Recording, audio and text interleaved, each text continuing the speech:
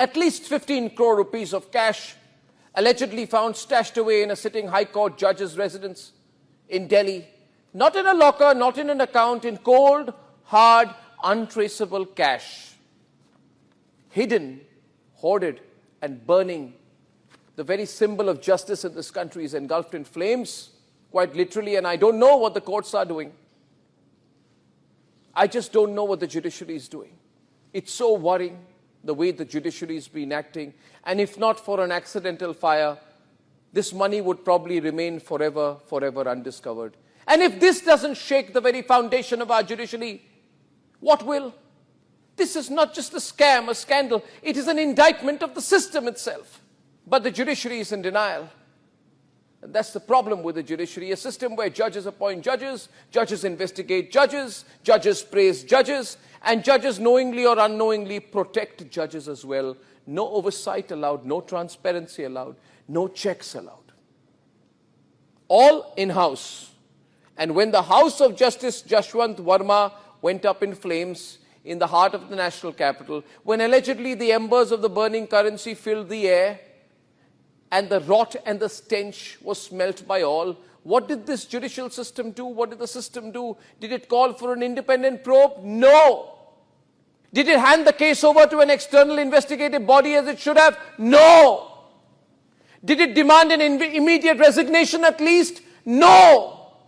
Instead, and that's what shocks me, the Chief Justice of India merely formed a 3-member in-house committee, initially tried to do a transfer, and then all hell broke loose and pressure built. And yes, ladies and gentlemen, instead of handing over this case to the ED or the CBI or any external body to investigate an honorable judge accused of massive financial misconduct, the Chief Justice of India merely formed an in-house, underline the words, in-house 3-member committee, all in-house. What does this tell you about the state of our judiciary? Let's not mince words tonight. As I began by saying that had it not been for the media, nobody would have known about it. This is a moment of reckoning, not just for one judge, not just for one case, but for the entire system that shields, protects, and knowingly or unknowingly perpetuates judicial misconduct and allows judicial corruption. I have a simple question tonight. Is there judicial corruption? Are there corrupt judges? Who in the world will say no? Everyone knows there is. What has the system done to end it? Nothing. Absolutely nothing. Where is the accountability? Where is the transparency that the courts demand of every Indian citizen? Nowhere. Because in this country, when a judge is caught in an alleged corruption scandal, judges investigate judges. Judges investigating judges. Do you think a sitting judge will ever be held criminally liable under the system? No. Because let me tell you what happens when an in-house judicial panel takes over. Nothing. At most, a recommendation to resign. At worst, swept under the carpet. The system where the judiciary holds itself above every other pillar of democracy and lectures everyone, including the media, legislature, executive, everyone. What do they do about the rot within? Nothing. Effectively nothing. Who gave them this power? Certainly not the Constitution, not the people of India. The framework of our Constitution never meant for a closed-door group to decide the fate of our courts and our entire system. The power to appoint judges was meant to be a consultative process. But what did the judiciary do? It rewrote the rules. It handed itself the exclusive right to choose, to appoint and protect its own. Why? Why such an opaque system? We live in a transparent world. My lords, artificial intelligence, tech capabilities, algorithms, advanced thinking, exposure, and openness. Openness. The courts must be open. Let the fresh air in. Sunlight is the best disinfectant. And when the parliament, elected representatives of 1.4 billion Indians, passed a law to fix the problem, to create an independent, structured, transparent system through the National Judicial Appointments Commission or the NJAC, what happened? 5 judges struck it down. They said, nothing doing. The NJAC was passed unanimously through an executive legislative process by both houses of parliament, by over 50% of state legislatures all over India. It had the mandate of the people of India. It was a reform designed to bring balance. Judicial primacy was still there, but not absolute control. And yet, 5 judges overrule the will of over 1 billion Indians. Why? Was it right? The moment you introduce independent scrutiny, the moment you end judicial autocracy, the moment you allow external oversight, the moment you demand accountability, the moment you end judicial autocracy, the system fears exposure. Then pesky journalists, channels, reporters, media houses, people of India will start asking questions, and the judiciary does not want that. It fears that cases like Justice Verma's will no longer be hushed up behind closed doors. Tell me, had this fire not happened, had we not made a big deal about it, would you ever have known? You know about judicial corruption, you know about Tariq pe Tariq, you have heard stories.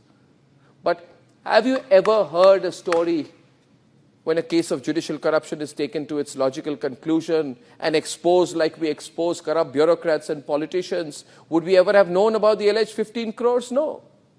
We can discuss corruption in the media, we can discuss Neera Dadia, we can discuss the corrupt journalists who talk with Neera Dadia in those cases in hush-hush tones. But would you ever have known that a judge with a tainted financial past made it to the bench?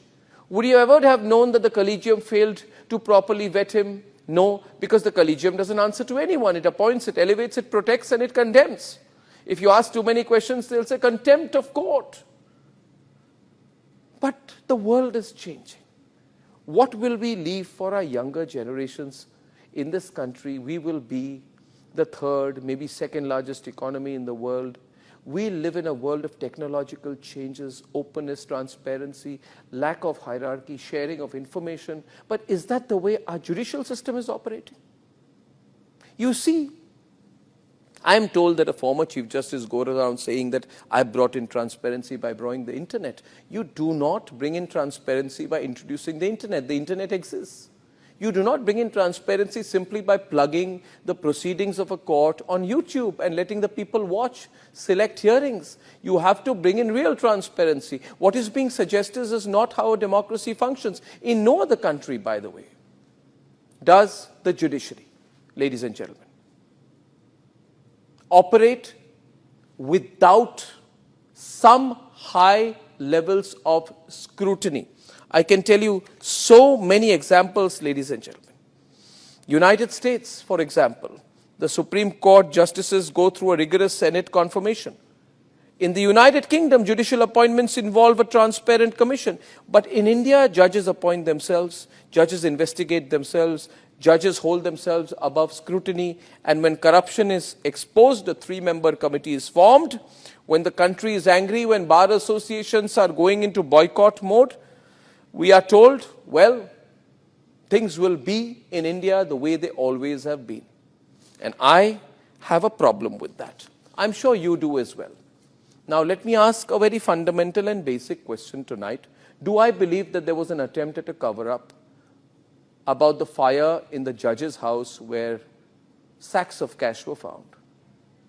At the risk of sticking my neck out, let me say I am convinced, like almost 99.9% of Indians are convinced, that there was an attempt at a cover-up.